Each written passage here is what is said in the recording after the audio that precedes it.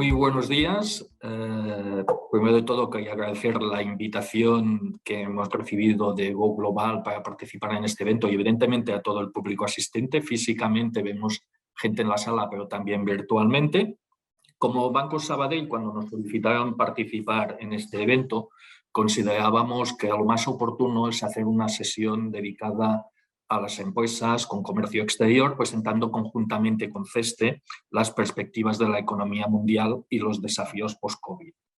Un poco esta sesión ha sido el reflejo de las experiencias que hemos tenido prácticamente en el último año y medio, donde han salido ejemplos prácticos que toda empresa que realiza comercio exterior ha sufrido, me permito esta expresión, el día a día, como por ejemplo ha sido la dificultad de embarcar los contenedores y la diferencia que había habido antes de un entorno COVID al actual, ¿no? La memoria a veces es corta, pero nos podemos acordar que antes prácticamente al mismo día o al día siguiente de haber realizado un encargo se podían haber embarcado en contenedores la mercancía. Hoy es mucho más habitual que tengamos un desfase de prácticamente 15 a 16 días y este desfase se inició, y para recordarlo un poco, por los diferentes confinamientos y cierres de puertos que primero fueron en China y secuencialmente luego sucedió en el sudeste asiático, después Europa y finalmente en América, y esto provocó una acumulación de contenedores en algunos puertos y realmente una repartición no uniforme, ¿no? Esta escasez, provocó un incremento notable del coste que han sufrido las empresas españolas y el envío y también un desfase en el envío de contenedores. Pero sobre todo lo que incorporaba es una falta de fiabilidad de saber cuándo llegarían las mercancías a puerto. Otro de los elementos disruptivos que han ido saliendo son los problemas de transporte, falta de conductores, que en algunas estadísticas que se han ido publicando durante los últimos meses decían que en España faltaban prácticamente 15.000 conductores, en toda Europa unos 400.000, a lo que también se añadió en este momento pues una escasez de materias primas, los chips, los semiconductores que hemos oído tanto, lo que ha provocado es una disminución de márgenes en las empresas y un coste final de poder adquisitivo de los consumidores. En definitiva, lo que hablamos un poco vulgarmente, ¿no?, de los cuellos de botella en las cadenas globales que se han ido traduciendo también en una subida de los precios energéticos, encarecimiento y escasez de materias primas y, como decía antes, conjugado con los problemas de transporte y logística. Con la colaboración de CESTE, a cuales les agradezco mucho la participación y en este caso a Ricardo explícitamente, vamos a intentar explicar de una forma muy clara y sencilla, con el lenguaje de las empresas, este entorno, ¿no? Y sobre todo intentar ver conjuntamente estos desafíos o los desafíos que se presentan a las empresas en los próximos meses y las tendencias, ¿no? Un poco hablar del pasado, del presente y vamos a ver un poco el futuro. Realmente no podíamos tener mejor ponente que el señor Ricardo Santamaría Burgos. Le pedí un par de líneas explicativas de su currículum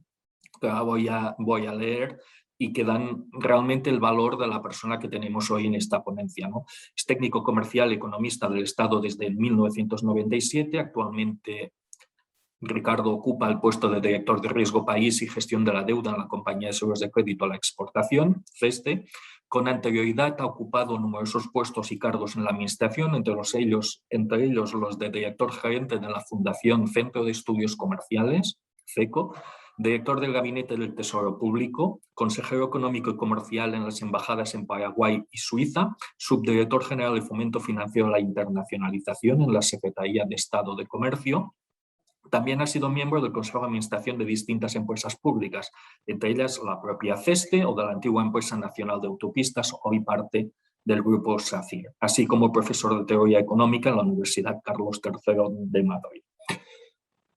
Ricardo, a tu disposición la ponencia, yo la he visto porque la compartimos el otro día, me gustó mucho el enfoque y yo creo que va a aclarar mucho a las empresas que están hoy conectadas y presencialmente del entorno actual. A la finalización, si hay preguntas, tanto del público asistente como del chat, pues a vuestra disposición las seguiremos compartiendo y adelante, Ricardo, todo tuyo. Muy bien, pues muchísimas gracias, Carlos, por tu presentación. Gracias a Go Global y gracias al Banco Sabadell por contar con la Compañía Española de Seguro de Crédito de la Exportación. Y para mí es un placer estar hoy aquí con todos vosotros, y os puedo tutear a todos, y especialmente sabiendo que me estoy dirigiendo especialmente a empresas internacionalizadas, a exportadores e importadores españoles que son los que en primera línea están hoy, como tú muy bien has comentado, Carlos, viviendo en la trinchera, ¿no? Los cuellos de botella y las disrupciones que se están produciendo, los desajustes que se están produciendo en la economía internacional, especialmente por el lado de la oferta. Vamos a hacer una presentación en la que, bueno, voy a intentar ir de lo más general. En algunos casos es mucho lo que os quiero comentar, en algunos casos descendiendo a cuestiones un poquito más concretas, pero bueno, como al final tenemos un turno de preguntas y bueno, eso va a dar pie lógicamente a que aquellas cuestiones que os generan más interés y que no haya podido abordar, pues podamos hablar sobre ellas, me quedo tranquilo. Bien, como todos sabéis, ahora mismo ya nadie pone en tela de juicio que estamos en un proceso de aguda recuperación económica de la crisis de la pandemia, y tan aguda que de hecho estamos un poco muriendo de éxito, si me permitís la expresión. Esta pasada crisis económica de la pandemia, sufrida especialmente en el año 2020, es una de las 14 crisis económicas relevantes a la historia moderna. Y algunas de ellas han sido tremendamente relevantes. Primera Guerra Mundial, la repatriación de soldados tras la Segunda Guerra Mundial, entre ambas dos, la Gran Depresión, y sin ningún género de dudas, la crisis de la pandemia del año 2020 ha sido la cuarta gran crisis de la historia económica moderna, con una caída del Producto Interior Bruto mundial de 3,1% en un solo ejercicio, y que, como vemos, dista muchísimo de la anterior gran crisis financiera, que apenas supuso en el año 2009 una caída del Producto Interior Bruto del 0,1%. Esta crisis ha sido corta, muy corta, y ha tenido además varias particularidades más. Una de ellas ha sido la sincronicidad. Ha sido una crisis que ha afectado al 90% de los países, de las economías del mundo. Rara vez las crisis económicas habían sido tan generalizadas, tan extendidas, pero al mismo tiempo esta crisis económica ha afectado de una forma absolutamente heterogénea. Es decir, de forma claramente desigual a los distintos países o grupos de países. En el siguiente gráfico, lo que se recogen son las perspectivas del World Economic Outlook del mes de octubre del Fondo Monetario Internacional,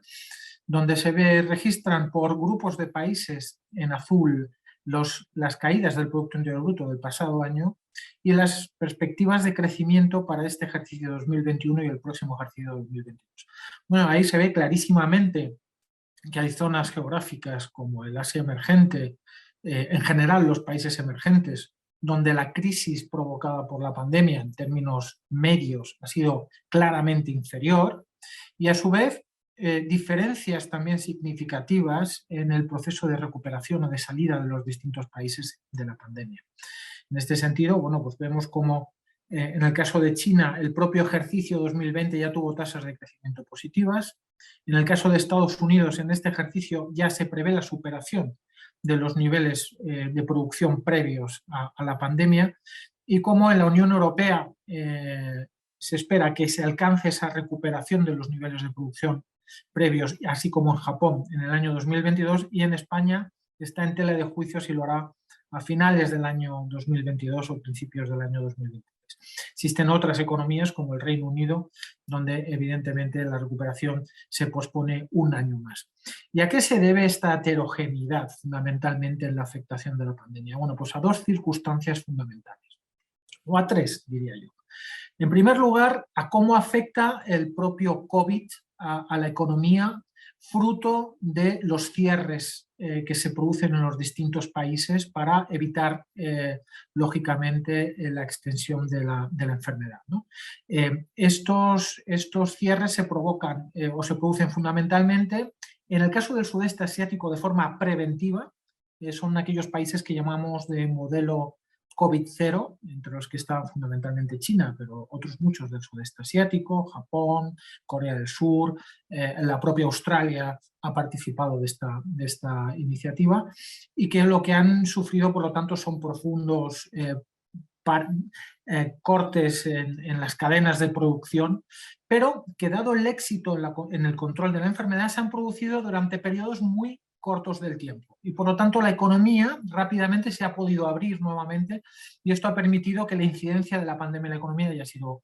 menor.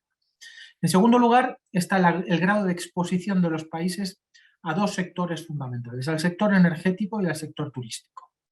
Aquellos países que están claramente expuestos al sector turístico, que ha sido uno de los sectores que más ha padecido como consecuencia de la interrupción de los desplazamientos de los viajeros, etcétera, etcétera, son países que han sufrido mucho. Este es el caso fundamentalmente de España, pero de otros países también, como Italia, como Portugal,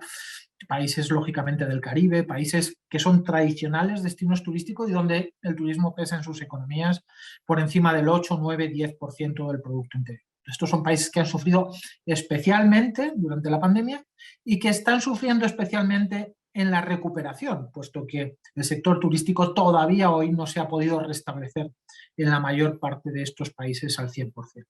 Y el tercer elemento al que me refería fundamentalmente es la componente energética, y especialmente en los países que son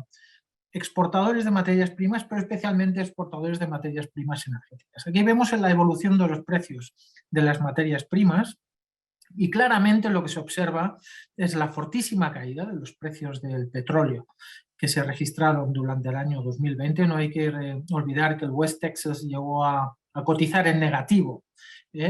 a principios, en la primavera del año 2020, y cómo luego posteriormente se ha ido produciendo una recuperación de los precios de las materias primas en general, y muy especialmente los precios de la energía, que hoy por hoy se sitúan en niveles muy superiores a los niveles previos a la pandemia. Bueno, esto explicaría por qué las economías exportadoras de petróleo, los principales países exportadores de petróleo, sufrieron especialmente durante un periodo de la pandemia, esa primavera y esos primeros meses del año 2020, y cómo a partir de ahí se ha iniciado una recuperación, y actualmente se están revisando al alza las perspectivas de crecimiento en todos estos países. Bueno, otro reflejo fundamental de esta pandemia, y el corto espacio que ha durado en el tiempo, es si analizamos las cifras de crecimiento del comercio mundial. A diferencia de la anterior crisis financiera, que fue una crisis que afectó lógicamente a todo el sector financiero, y como consecuencia de esto se trasladó inmediatamente al consumo y al comercio internacional, la crisis que provocó el confinamiento de estos 4.000 millones de personas a nivel global, lo que supuso en el año 2020 es una caída del comercio internacional del 9%, pero una rapidísima recuperación de los niveles de comercio internacional. Ya este año a cifras superiores al 9%, y el próximo año se estima que en cifras superiores al 7%. Ahora bien, esta recuperación se observa fundamentalmente en el comercio, lógicamente, de productos industriales, y refleja el incremento del consumo, especialmente de los productos industriales. De hecho, y esto es uno de los elementos que explicará posteriormente qué es lo que está ocurriendo hoy, lo que está ocurriendo hoy es que se observa un lag en la recuperación de los servicios respecto de la producción de bienes industriales. Y de hecho, cuando miramos los índices de compras, se observa claramente ese incremento, son medias móviles sobre 50,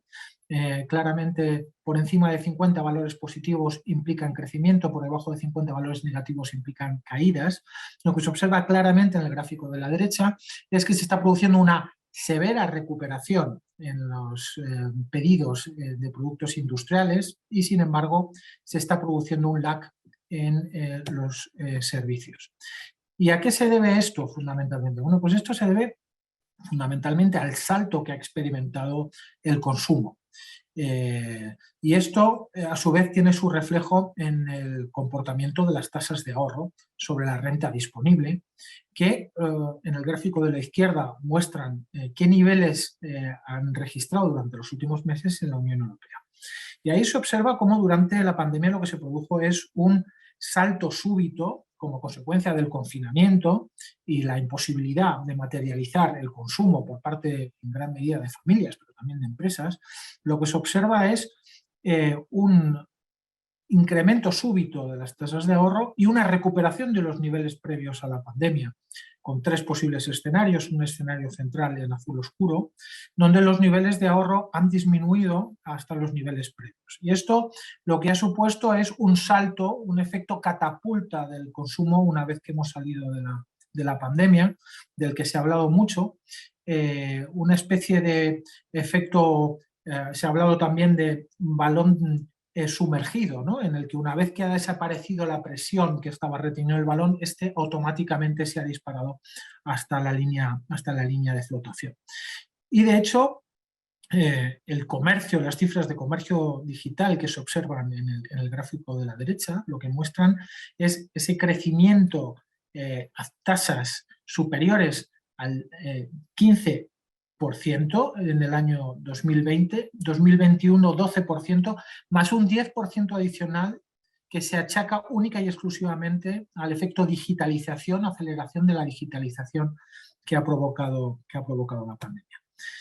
Bien, bueno, esta recuperación que se está iniciando en todas las zonas del mundo, que ya hemos observado al principio, lo que está reflejando también es una corrección de las tasas de desempleo progresivamente hasta niveles todavía hoy no idénticos, pero sí muy próximos a nivel de la OCDE, a los niveles de desocupación que había previos a la pandemia. Un elemento también importante que nos va a permitir explicar qué cosas están ocurriendo hoy y que veremos después, es que hay una diferencia notable en el mercado de trabajo y que no se refiere a las tasas, sino a los niveles absolutos de trabajadores. Y es que si bien se está produciendo una muy rápida corrección de la desocupación, lo cierto es que se está haciendo con cifras absolutas de trabajadores claramente inferiores. Es decir, en la OCDE, hoy por hoy, hay 14 millones de personas que han abandonado el mercado laboral. Esta es una cifra evidentemente mayúscula y es una cifra que puede deberse a una multitud de factores, todos ellos sumados, ¿no? A un abanico de circunstancias, desde personas que han acelerado la jubilación, personas que pues, anteriormente estaban en un modo tangencial o precario en el mercado de trabajo y que han decidido definitivamente abandonar este. Y bueno, para ello pueden existir muchas causas. Puede existir efectivamente también una incidencia de la tasa de mortalidad, pero ni muchísimo menos explicaría en absoluto el grueso de las cifras.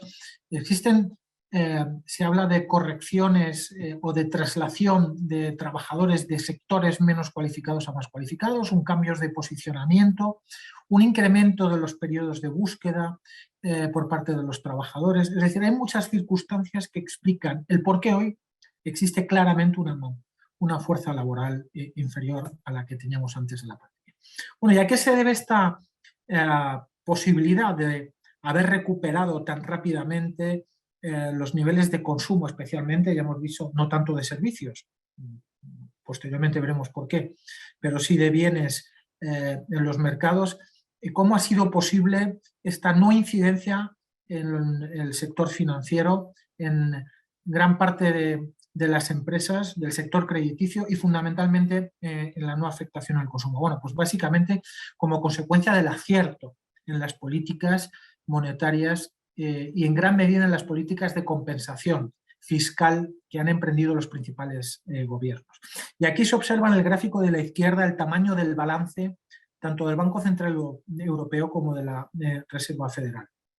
El Banco Central Europeo y la Reserva Federal, ambos dos, han duplicado el tamaño de sus balances, desde cifras de 4 billones españoles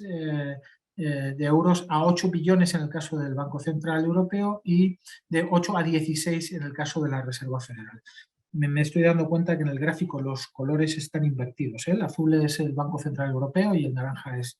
la Reserva Federal. Se ha producido, por lo tanto, un incremento masivo de las disponibilidades líquidas en los sistemas, de las facilidades crediticias al sector financiero y a las propias empresas por parte que ha venido favorecida por parte de los bancos centrales con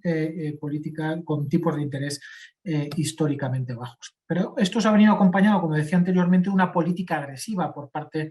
de las haciendas públicas de los distintos países. Y aquí lo que se observa es, en el gráfico de la izquierda, cómo han reaccionado los países más avanzados, las economías más maduras, y cómo lo han hecho también más tímidamente, pero intencionadamente, las economías emergentes. Bueno, ha habido combinaciones de políticas, tanto de incremento directo del gasto mediante subsidios y ayudas, de incremento de los gastos sanitarios y, lógicamente, los compensadores automáticos, subsidios de desempleo, etcétera, y al mismo tiempo esos paquetes de ayudas, garantías y préstamos y facilidades financieras que han otorgado los distintos países a través de sus bancas públicas o bancas de primer escalón y instrumentadas a través de la banca comercial luego posteriormente. Bien, estamos hablando de que en las economías maduras casi un 30% del Producto Interior Bruto se ha visto incrementado en términos de ayudas de este tipo. Y en las economías emergentes, lógicamente, de forma mucho más tímida, hasta un 7%. Y también esto explicará, como veremos posteriormente, algunos de los riesgos que nos acechan a día de hoy. Bien, precisamente, bueno, lo que pretendo a partir de ahora es pasar a describir qué es lo que está ocurriendo y cuáles son los riesgos y qué más puede ocurrir durante los próximos años en una primera parte, y luego posteriormente a más medio y largo plazo cuáles son los grandes desafíos a los que se enfrenta la economía mundial en este momento. Bien, el principal riesgo ahora mismo y uno de los factores que sigue explicando la situación por la que atraviesa la economía mundial, sin duda alguna, es la propia pandemia. Es decir, el virus sigue aquí, no ha desaparecido. En el mapa lo que se observa es el mundo en colores en función del grado de vacunación, tanto más oscuro, mayor porcentaje de vacunación de la población. Y evidentemente lo que se observa es un continente, que es el continente africano, donde los niveles de vacunación, como se observa, son todavía muy bajos. Y esto supone una amenaza global. Y de ahí la polémica sobre si tiene que existir o no tercera vacunación o una vacunación completa de estas zonas del mundo donde se generan reservorios del virus que se pueden seguir circulando luego posteriormente a nivel global, y la amenaza o la incertidumbre sobre si alguno de ellos en algún momento requerirá una vacunación distinta para la población. En cualquier caso, existen todavía, y esto es uno de los elementos más importantes desde mi punto de vista, existen todavía esos países a los que me he referido anteriormente, que son los países con el modelo de COVID-0. En esos países, todavía hoy, el hecho de que surjan brotes suponen la paralización total y absoluta de sus economías, bien por regiones, bien por ciudades o a veces países. Ahora mismo estamos observando incluso en la propia Unión Europea cómo unos índices de vacunación en algunos países insuficientes están generando la necesidad de introducir nuevamente restricciones que sin duda alguna suponen la principal amenaza ahora mismo para la recuperación mundial y que están suponiendo serias correcciones de las perspectivas de crecimiento de los mercados tanto del centro Europa en este momento como especialmente en el sudeste asiático. Y sobre China me referiré muy específicamente más adelante. Es evidente que el porcentaje de vacunación incide en la tasa de mortalidad de la enfermedad. De hecho, se observa claramente en el gráfico cómo a medida que incrementan los niveles de vacunación y a pesar de las olas de contagio que se han vivido en los últimos meses, existe una clara normalización de la actividad a medida que incrementan los porcentajes de vacunación. Pero estos porcentajes siguen siendo insuficientes, como ya he dicho, en la mayoría de los países. Bien, aquí pasamos a, digamos, al elemento crucial que más os afecta, como ha comentado Carles antes, que es el de la inflación, los cuellos de botella y la amenaza del tapering, ¿no? Aquí se observan la evolución de las tasas de precios de la zona euro y de la economía norteamericana, con una clara multiplicación de las subidas de los precios y un claro incremento en la pendiente de las curvas a partir de septiembre, de noviembre, finales del año pasado, que han sido especialmente agudas en Estados Unidos durante la primera mitad de este año. El gráfico llega hasta el nivel de septiembre, pero muestra evidentemente ese fuerte incremento de los precios. Y aquí es donde surge la polémica de por qué y si ese incremento tiene su origen en problemas de insuficiencia de oferta o exceso de demanda, o tienen su problema en ajustes estructurales, disrupciones, problemas de cuellos de botella en el sector de la oferta. Y lo cierto es que se da una explicación o la explicación se obtiene por ambos lados. Como ya he dicho anteriormente, la pandemia, fruto de las políticas instrumentadas por los gobiernos y por los bancos centrales, lo que ha permitido es una rapidísima recuperación de los niveles de consumo, especialmente estamos hablando de mercancías,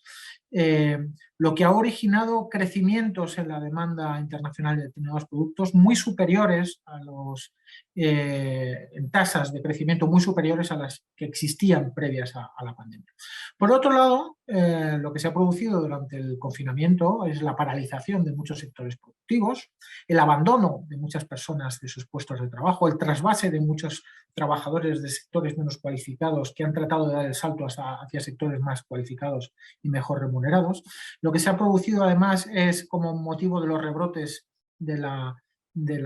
enfermedad en muchos países, cierres puntuales de puertos, y luego a todo esto se ha sumado además un problema de carácter energético que ha supuesto la necesidad de cerrar muchas industrias en determinado momento en el principal productor mundial, que es el mercado chino, ¿no? El productor es China, ¿no? Entonces, la combinación de todas estas circunstancias son las que han originado este incremento de los precios. Vamos a pasar a referirnos más detalladamente a algunas de ellas. Pero la duda ahora está en si estos incrementos son transitorios, son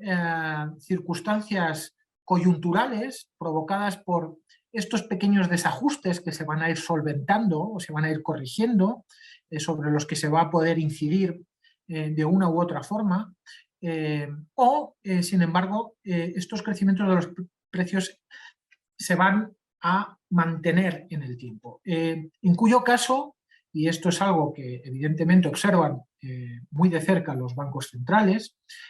van a exigir una corrección en las políticas monetarias. Y esta corrección en las políticas monetarias, a su vez, traerá inevitablemente consecuencias en las perspectivas de crecimiento mundial y muy especialmente en las perspectivas de crecimiento de las economías emergentes. Bien, Carlos se ha referido anteriormente a uno de los principales cuellos de botella, de los principales problemas que han surgido, que ha sido el transporte de fletes y el funcionamiento de los puertos, la gran congestión que se han producido de contenedores en los puertos a nivel global y la multiplicación de los gastos de flete a nivel global. Bueno, todo esto tiene su origen inicialmente, como ha comentado Carlos, en China, como consecuencia fundamentalmente del cierre de los puertos de Ningbo y Yantian en China, fruto especialmente de la pandemia. Como consecuencia de esa política de COVID-0 se cierran durante largos periodos de tiempo estos puertos, lo que genera una paralización en los mismos, una congestión en los mismos de gran parte de la salida de producción de China. Una vez que estos puertos abren, automáticamente se genera al mismo tiempo que se está multiplicando la demanda mundial. Eso genera lógicamente una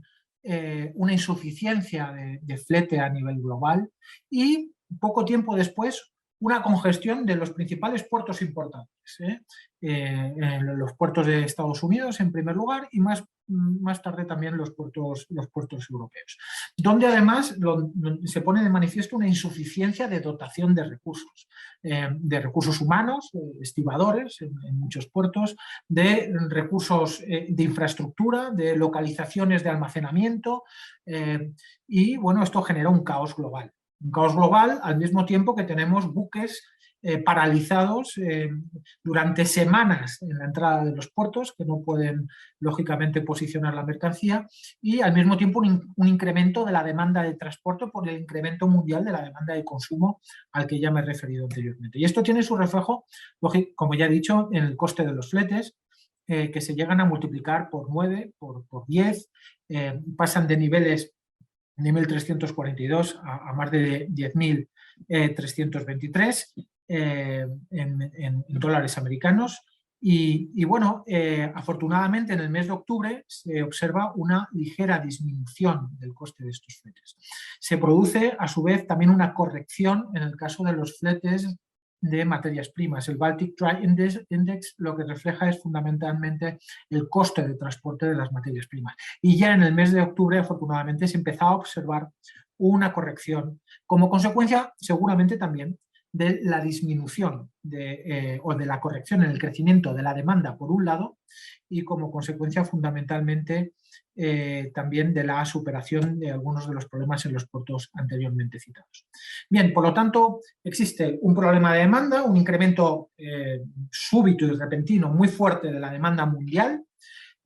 algunos problemas de oferta, en concreto uno muy concreto que hace referencia al transporte y de mercancías a nivel global. Pero al mismo tiempo existen problemas de tipo energético. No solo como consecuencia de que la recuperación per se supone un incremento de la demanda energética, sino como consecuencia de problemas específicos que se producen en el sector del gas, especialmente en Asia y Europa, y no tanto así en Estados Unidos. Es cierto que se ha producido un incremento de los precios del petróleo, pero ese crecimiento de los precios del petróleo no desdeñable, ha subido hasta $85 el barril, ha sido progresivo. Es un incremento en cualquier caso que está siendo controlado en este momento por la OPEP. Sigue existiendo una capacidad suficiente de producción entre los países de la OPEP, liderados por Arabia Saudita, para poder abastecer de petróleo a nivel global, y por lo tanto tenemos que circunscribir las anomalías en el sector energético fundamentalmente a las anomalías producidas en el mercado del gas y en el mercado del carbón. Y en lo que se refiere especialmente al mercado del gas, es un problema euroasiático y se debe como consecuencia fundamentalmente a fuerte incremento de la demanda del gas por parte de Europa y de China en simultáneo, como consecuencia en gran medida de los problemas energéticos de China, lo que ha provocado un incremento súbito de los precios del gas ruso. Existe una competencia voraz en este momento entre Europa y China por la adquisición de gas ruso, y además se ha producido en un momento del tiempo en el que se habían multiplicado los fletes de transporte del gas nacional licuado. Todavía no habían entrado en vigor, en funcionamiento, importantes infraestructuras de gas, el gasoducto de Nord Stream 2, por ejemplo, el South 2, son dos de las infraestructuras más importantes para llevar el gas ruso a Europa, y todavía se están demorando en la entrada en funcionamiento. Y al mismo tiempo China, fruto de la política de descarbonización por un lado y del COVID-0 por otro, se ha visto de repente sorprendido con la necesidad de tener que incrementar la producción de carbón. Normalmente China el carbón lo importa de dos países, de Australia y de Indonesia. En el caso de Australia, sin embargo, ha surgido una prohibición de importación de carbón en China como consecuencia del acuerdo AUKUS al que ha llegado Estados Unidos, Reino Unido con Australia, y claramente como represalia China ha decidido desviar la importación de carbón de Australia directamente a Indonesia. La falta de construcción de infraestructuras durante los últimos años previos a la pandemia, como consecuencia de, por un lado, la política de descarbonización, por un lado, y la caída de los precios de las materias energéticas, por otro, motivó la paralización de múltiples inversiones en generación de infraestructuras de producción, no solo de gas, sino también de petróleo offshore, en aguas profundas, en muchos mercados.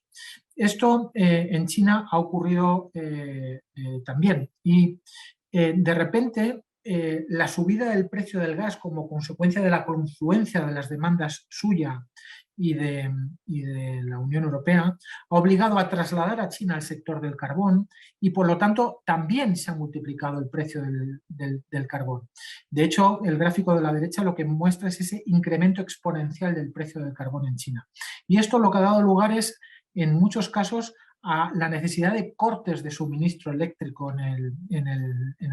el país, lo que ha obligado a la paralización de algunas industrias en ese país, especialmente en algunas regiones, especialmente en las regiones más ricas y costeras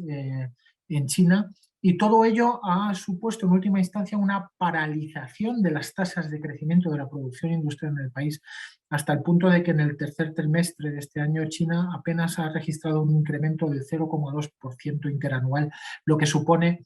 claramente pues, una caída brusca de las tasas de crecimiento del país. Por lo tanto, la crisis energética en el país, como consecuencia de los problemas del carbón, desabastecimiento de carbón y de competencia con Europa en la adquisición del gas ruso, junto con la política de COVID-0, son las consecuencias, son las causas de la parálisis de la locomotora económica mundial china y una de las consecuencias de que se esté registrando o corrigiendo todas las perspectivas de crecimiento de los precios a nivel global. Bien, en este gráfico lo que se observa en la izquierda es la corrección, ligera corrección en el mes de octubre del precio del gas, ligera corrección. Esto es una cosa que evidentemente aspiramos a que se siga produciendo en los próximos meses, que se vaya produciendo una corrección gradual en el mercado del gas a medida que vayan entrando esas nuevas infraestructuras de transporte del gas en funcionamiento. En el caso de España, evidentemente como mercado europeo quedamos afectados por el precio en Europa del gas y al mismo tiempo, bueno, tenemos una problemática especial como consecuencia del corte del gasoducto en la frontera entre Argelia y Marruecos, fruto del conflicto diplomático entre esos dos países y que obligan a España a adquirir parte del gas argelino a partir de ahora mediante buques de forma licuada, que lo que a su vez vuelve a encarecer un poco el coste de la materia prima. Pero en el gráfico de la derecha lo que se observa es la evolución del precio del gas en los distintos mercados y se observa cómo en el caso de Estados Unidos no tenemos un problema de crecimiento de los precios agudo en el mercado del gas, evidentemente algo queda afectado por el mercado global, pero desde luego el problema del gas es un problema, como ya he comentado antes, euroasiático. Bien. Y esto se observa fácilmente cuando obtenemos las tasas de inflación subyacentes, donde despojamos a la inflación de esos elementos más volátiles, como son pues, los alimentos frescos o los productos energéticos. Y aquí es donde se observa que la evolución de los precios realmente donde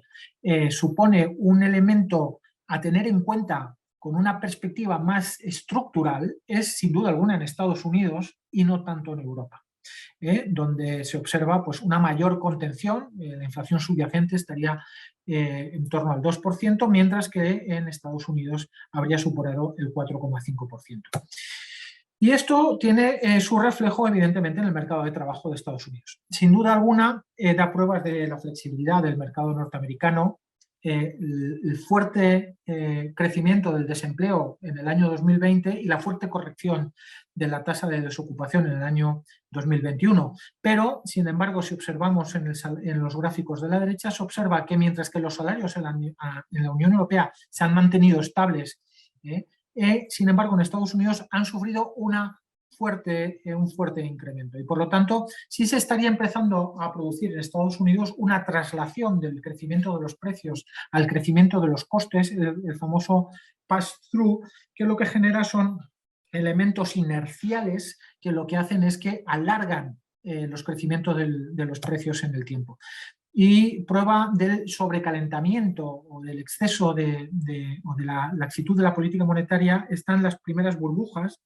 que ya observamos en la bolsa de Estados Unidos, donde ha habido crecimientos desde el principio de año del 38% en los valores y desde el punto más bajo de la crisis del 100% en el crecimiento de los precios de los valores. O fuertes crecimientos en el precio de la vivienda en los países de la OCDE. Y esto es lo que explica la corrección de la política monetaria de Estados Unidos, que ha decidido anticipar ya a este mes de noviembre el tapering. De los 120.000 millones de dólares inyectados mensualmente por la Reserva Federal, a partir de noviembre de este año la Reserva Federal va a ir descontando mensualmente una cantidad de 15.000 millones de dólares en la inyección de fondos al sistema, lo que va a ir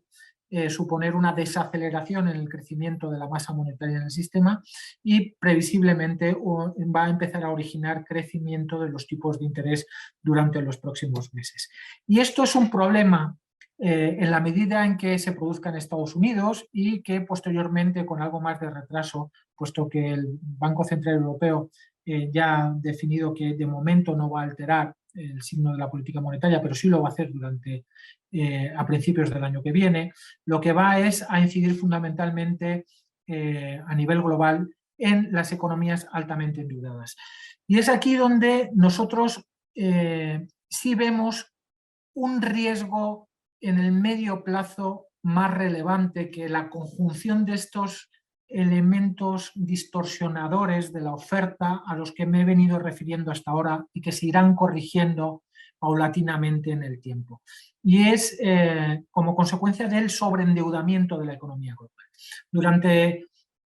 Ya antes de la pandemia, la economía global había llegado con tasas de endeudamiento del 350% del Producto Interior Bruto, pero todas estas tasas se han agudizado, este endeudamiento se ha agudizado en la pandemia como consecuencia de esas políticas contracíclicas fiscales que han ejercido en la mayoría de los países a las que me he referido anteriormente. Y esto lo que ha provocado es un incremento exponencial del endeudamiento, no solo público, sino también privado, tanto de empresas como de familias a nivel global, y del que resultan especialmente vulnerables las economías emergentes, y especialmente aquellas economías que dependen del endeudamiento externo, aquellas economías que tienen déficits en la cuenta corriente o insuficiencias crónicas de ahorro en sus economías. Y dentro de estas, los grandes potencias, fundamentalmente, pues India, Brasil, estamos refiriéndonos a Indonesia, estamos refiriéndonos a Sudáfrica, es decir, todas economías donde lógicamente existe una necesidad, Turquía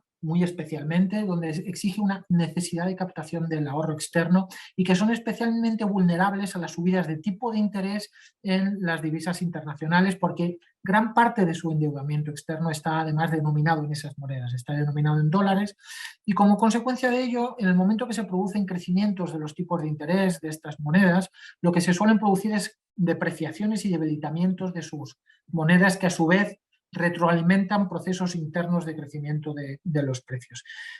Y nada más observar los tipos de cambio de las principales monedas de estas economías emergentes, rápidamente observamos la vulnerabilidad de estas economías. Por lo tanto, la economía global y especialmente las economías emergentes pueden sufrir una desaceleración en sus perspectivas de crecimiento durante los próximos años en la medida en que se produzca una corrección en las políticas monetarias, en primer lugar del Banco de la Reserva Federal y en segundo lugar del Banco Central Europeo. Evidentemente esto es algo que va a afectar también a los sectores públicos de las principales economías. La tasa de endeudamiento del sector público a nivel global ya está por encima del 100% y existen una multitud de economías que tienen tasas superiores al 100%. Destaca Estados Unidos con el 130, por supuesto Italia que llega casi al 160, pero España con un 122, Reino Unido con un 118, evidentemente tienen lógicamente también un hándicap por delante en lo que se refiere a la financiación del déficit público y este endeudamiento lo sano es que se financie con un crecimiento global y con un incremento de los ingresos y una corrección en los desequilibrios de gastos e ingresos. Pero uno de los problemas fundamentales es que exigirán en algún momento también medidas contracíclicas de ajuste presupuestario. Y estas medidas son especialmente difíciles de tomar en las economías emergentes, donde se ha duplicado la desigualdad social durante las últimas décadas y donde cada vez hay mayor contestación social y menor capacidad por parte de los gobiernos de instrumentar políticas de ajuste presupuestario. Y hay ahí un elemento adicional de riesgo que se cierne sobre las economías emergentes, no desdeñable tampoco en las economías maduras, pero donde lógicamente los márgenes de actuación son mayores. Bueno, y aquí un gráfico muy representativo en el caso de España, donde se observa cuáles son las secuelas de este incremento del endeudamiento que se ha producido. Este gráfico lo que representa es cuál es el porcentaje de las empresas muy endeudadas con una elevada presión financiera y cuánto suponen a su vez estas empresas en el empleo en España, en la deuda, cuántas están afectadas, cuántas participan en el sector de la construcción, en el sector comercial. En total, se puede ir observando como el 40% hoy por hoy de las empresas españolas, de acuerdo con el Banco Central del Banco de España, estarían afectadas por una elevada presión financiera, y esto a pesar de las líneas de financiación del ICO y de medidas o de las líneas COVID instrumentadas a través de la Compañía Española de Seguridad y Crédito de la Exportación y otras medidas de apoyo por parte de la Administración. Y esto evidentemente va a tener su reflejo, y su reflejo va a tener en los retrasos en los pagos y en los incrementos previsibles que ya se están produciendo hoy en las tasas de siniestralidad de los pagos en la cadena comercial de las empresas, ¿no? Y esto es algo que ya se viene observando durante los últimos meses. Bueno, ya me he referido antes a los problemas de China, y estos problemas no solo vienen además derivados por el motivo energético, sino que además tenemos ahí un serio problema de endeudamiento, y la muestra más representativa del mismo es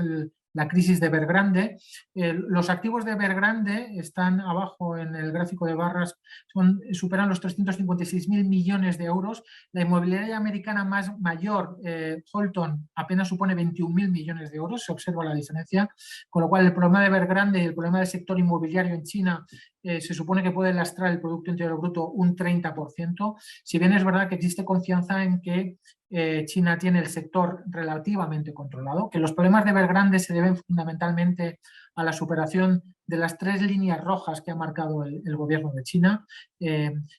Aquellas empresas que superan estas 3 líneas rojas en términos de solvencia y liquidez automáticamente tienen menor acceso a crédito, y esto precisamente es el caso de Evergrande, donde ha dejado de tener acceso al crédito, y eso lo que está precipitando es su dificultad para atender, lógicamente, a todas las obligaciones financieras que tiene acumuladas. Pero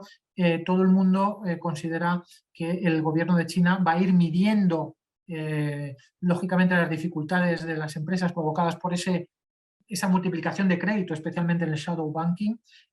Sin duda alguna es una bomba que tiene armada el gobierno de China, pero que va a tratar de ir, lógicamente, corrigiendo con este tipo de medidas correctoras y con un poquito de mano izquierda. Aquí están las regiones de China a las que ya me he referido anteriormente, que han ido, lógicamente, que han sufrido cortes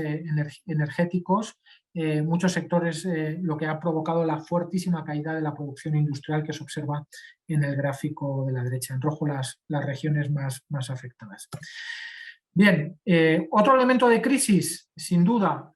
al que podríamos hacer referencia, lo que pasa es que ya voy un poquito mal de tiempo, es a las tensiones entre el gobierno de China y el gobierno de Estados Unidos. La administración de Trump levantó enormes tensiones, pero lo cierto es que la administración demócrata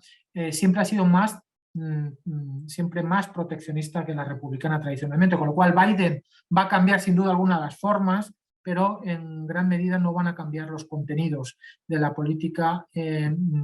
y del enfrentamiento, no solo en el campo comercial, sino también en el campo diplomático, en el campo tecnológico y fundamentalmente el más peligroso, en el campo militar, que en este momento están teniendo las dos potencias. Y este enfrentamiento entre las dos potencias, que ha supuesto solo en el campo comercial un incremento de los aranceles desde niveles medios del 8% hasta niveles superiores al 20%, van a condicionar en gran medida también la evolución de la economía global durante los próximos años. A continuación tengo un conjunto de diapositivas que versan sobre este enfrentamiento, pero bueno, lo cierto es que por cuestiones de tiempo me voy a referir a... Este es el mapa de riesgos que en este momento consideramos en la Compañía Española de Seguro de Crédito a la Exportación. En nivel más oscuro, lógicamente, aquellos países que empeñan más riesgo. Como vemos, estamos en un entorno internacional tremendamente complicado, pero evidentemente existen para las distintas áreas claramente bueno, pues diferencias entre unos países y otros, y claramente economías que tienen un horizonte y unas perspectivas más favorables que otras. Sobre eso podemos entrar, si queréis, también en las preguntas. Y por último, lo que me quería referir es a los grandes desafíos que tiene ahora mismo la economía global. Los grandes desafíos básicamente son tres y son, sin duda alguna, el calentamiento global. Las gráficas muestran el crecimiento indudable por 5 variables distintas de medición de la temperatura a nivel global. Nadie puede cuestionar la crisis de cambio climático o la multiplicación de las catástrofes naturales en el gráfico de la derecha. Y, lógicamente, se cierne sobre nosotros una necesaria electrificación de la economía global basada fundamentalmente en energías limpias. Sin duda alguna, la disminución del coste de producción de la energía fundamentalmente fotovoltaica va a suponer una ayuda. Aquí vienen las disminuciones del coste de las energías durante la última década y la que se prevé para la próxima década, y como consecuencia de eso lo que se va a producir inevitablemente es una caída de la producción de los combustibles fósiles y de la exportación, lo que va a afectar muy rápidamente a los principales países productores. Y en las gráficas se ven los 3 posibles horizontes de disminución del consumo de petróleo a nivel global, tanto si no hacemos nada como si nos vamos a una política de COVID-0 y que prevé la utilización por debajo del 20% de los combustibles fósiles en el año 2050. El segundo gran desafío a nivel global es la digitalización. El gráfico lo que muestra es el salto exponencial del teletrabajo en los distintos sectores productivos en Estados Unidos como consecuencia de la pandemia. La digitalización es algo que claramente está ya muy avanzado y que va a suponer, pues lógicamente, retos, mayor competencia para las empresas, transformación del empleo, problemas de ciberseguridad, pero también, sin duda alguna, incrementos de la competitividad, nuevas oportunidades y una comunicación más directa. Este, sin duda, es uno de los principales desafíos en los que se encuentra la economía global. Y el último, y quizá el que se atisba más lejos en el horizonte, sin duda alguna, es el desafío demográfico. Es decir, existe un estrechamiento clarísimo de la pirámide poblacional que va a seguir avanzando durante las próximas 3 décadas, que se observa en el gráfico, y como consecuencia de ello lo que se va a producir es un envejecimiento de la población global. En el gráfico de la izquierda se ve el salto dramático que va a pegar España en apenas 40 años, duplicándose la población por encima de 65 años en su territorio hasta niveles casi próximos por encima del 35%, y en el gráfico de la derecha, que es un gráfico tremendamente visual, lo que se observa es la tasa de crecimiento negativa de los mercados de trabajo de las poblaciones activas en los países, especialmente en las economías maduras, donde va a creer se van a producir tasas de crecimiento negativas a partir del año 2040-2050, y cómo, sin embargo, las economías emergentes van a compensar, afortunadamente, con tasas de crecimiento positivo, lo que va a obligar a un trasvase inevitable de fuerzas de mano de obra de unas regiones a otras y de unos países a otros. Y quien no quiera asumir esa incorporación de mano de obra en las economías que tienen este tipo de dificultades, lo que se enfrentan es a lo que se está enfrentando hoy el Reino Unido y que muchos de vosotros sabéis que están ocurriendo ya en algunos sectores productivos en nuestro país, ¿no? Bien, perdonad si al final he ido un poquito rápido, porque la presentación, lo cierto es que está prevista para que se extienda algo más de tiempo. Pero bueno, como tenemos algunas preguntas ahora, no dudéis, por favor, en hacerme las que queráis. Espero que más o menos os haya quedado claro dónde estamos y qué es lo que está ocurriendo y por qué, y cuáles son realmente los miedos o los riesgos a los que nos enfrentamos durante durante estos próximos años y décadas, ¿no? Ricardo, felicitarte por la síntesis de la presentación, porque hacerlo en este escaso tiempo que teníamos, pero has hecho una presentación muy sintética y creo que has hablado de todo lo que ya habíamos considerado en esta sesión. Yo no sé si hay preguntas del público asistente por virtual o físicamente. No sé si en la sala tenéis alguna pregunta.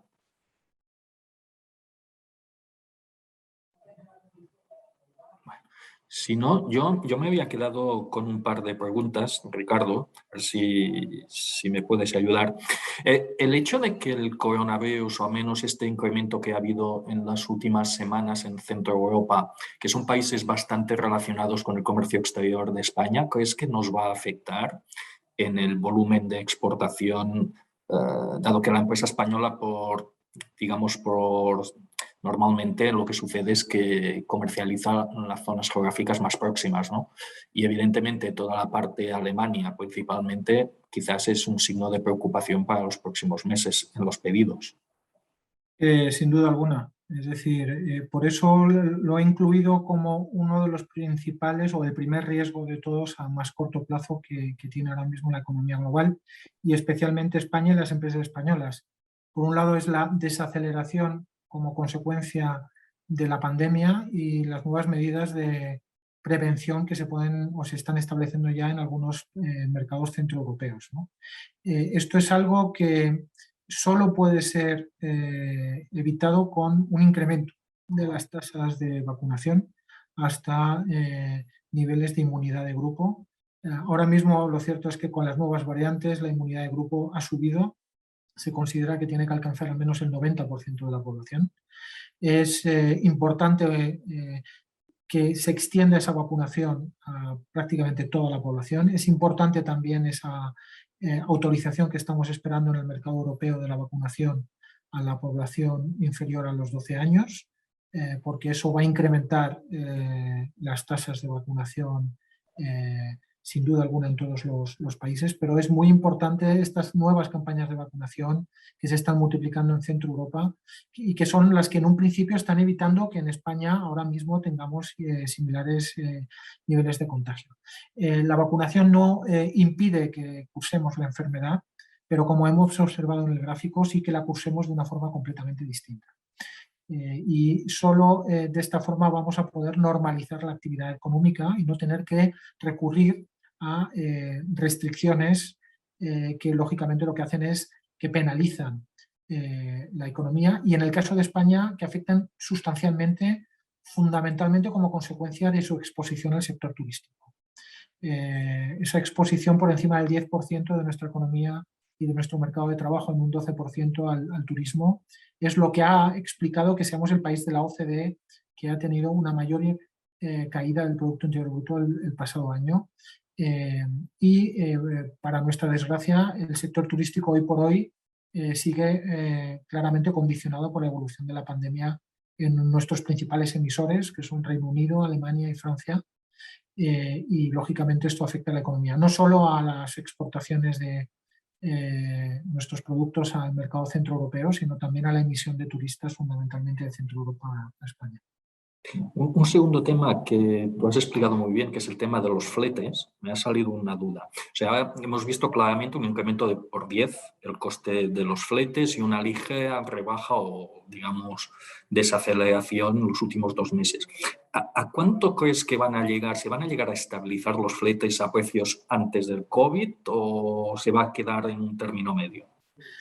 Yo creo que la idea es que se llegaran, o sea, lo correcto sería que se llegaran a estabilizar hasta los niveles previos. Es decir, que una vez que se normalizara la actividad económica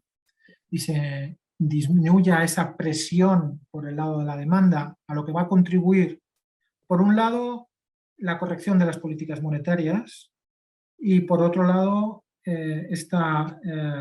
continua aparición de elementos perturbadores de la actividad, ¿no? La pandemia, por un lado, las dificultades de aprovisionamiento energético de algunas regiones, por otro, todo eso,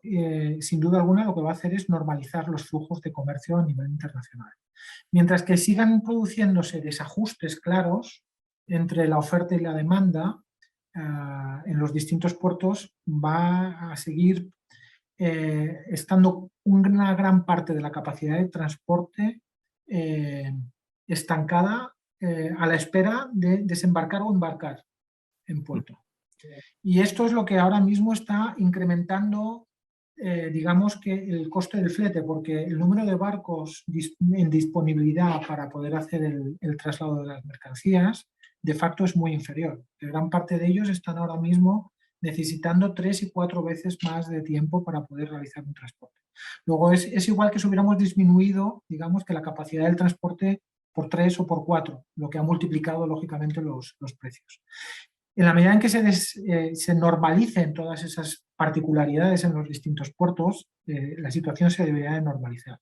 Por otro lado, me consta que el gigante chino ha puesto en marcha planes específicos para incrementar las dotaciones de transporte y de infraestructuras de la mayoría de sus puertos.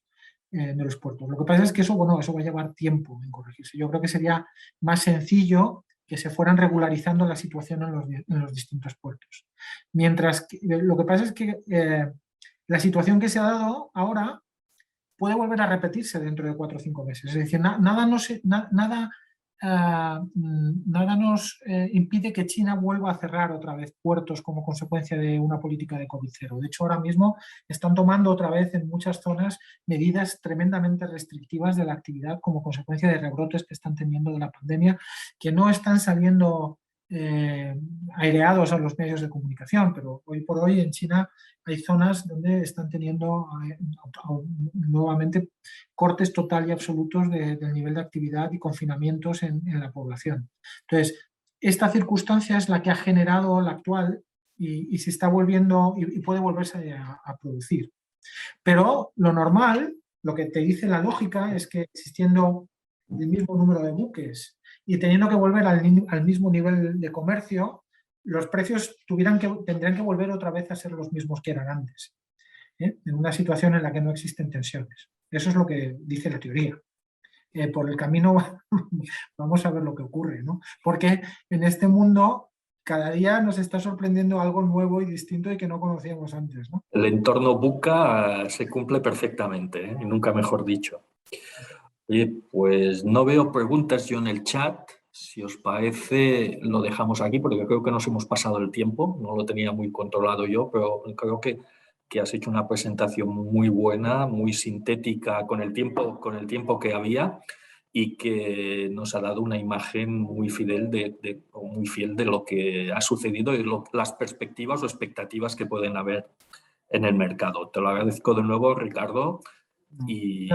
muchas gracias. ¿De acuerdo? Muchas gracias a vosotros, un placer estar con vosotros. Tenéis la presentación y, por supuesto, cualquier duda, ya sabéis dónde estamos en CESCE, o sea que un placer. Muchas gracias, Ricardo. Adiós, adiós a todos. Hasta luego.